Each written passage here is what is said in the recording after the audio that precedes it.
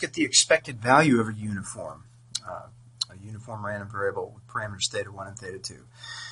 So I know how to do this, right?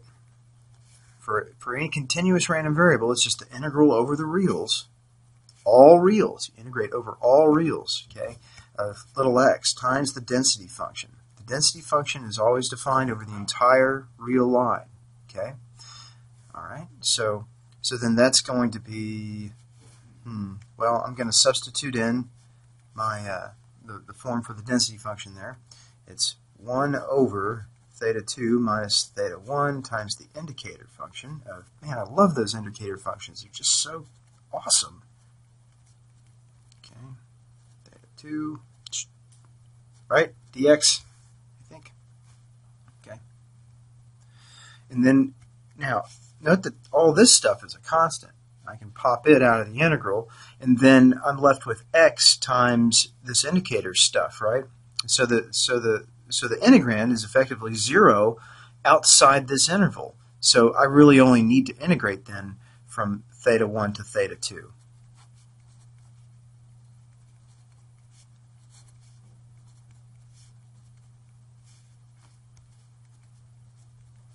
Right? Now, how do you integrate that guy? It's going to be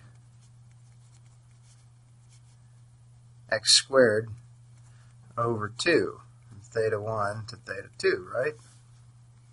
And so that turns out to be 1 over theta 2 minus theta 1 times, let's see, that's going to be theta 2 minus theta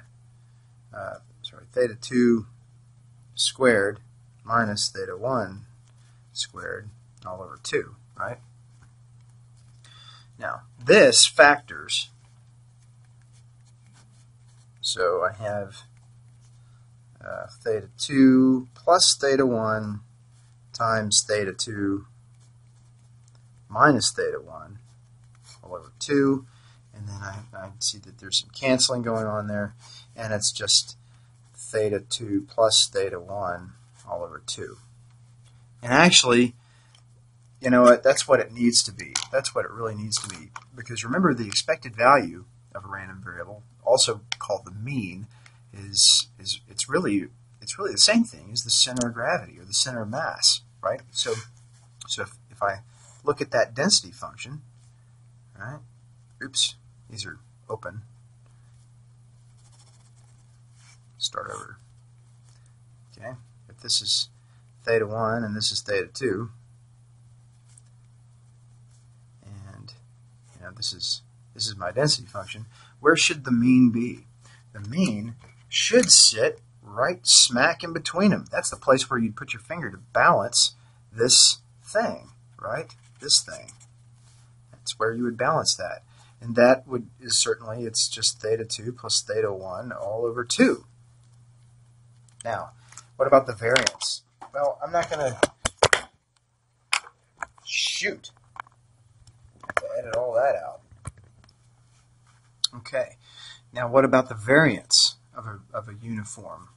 Well, I know that by that inside-outside formula that it's expected value of x squared minus expected value of x quantity squared, right? And I already know all this stuff. I just worked out the mean. So all of this is just going to be theta 2 plus theta 1 over 2 quantity squared, right? So I'm just going to deal with this term. I'm just going to set it up for you, let you work it out. Okay, so the expected value of x squared, this thing turns out to be, well, I'm going to integrate it over the entire real line there, x squared, right? And then weight it against the density function times the indicate, let's see, it's, yeah, right, theta 1, x is less or equal to theta 2 dx. Okay, so I'm going to let you carry that out. But the final answer here, remember, you'll have to, once you get this expression, you'll have to plug back into the variance up here. But the final answer should be that the variance of x works out to be theta 1 minus theta 2, not plus, theta 1 minus theta 2 squared all over 12. That seems a little bit weird to me that number 12 just pops up there, but yeah, it does. There's a 12 in there.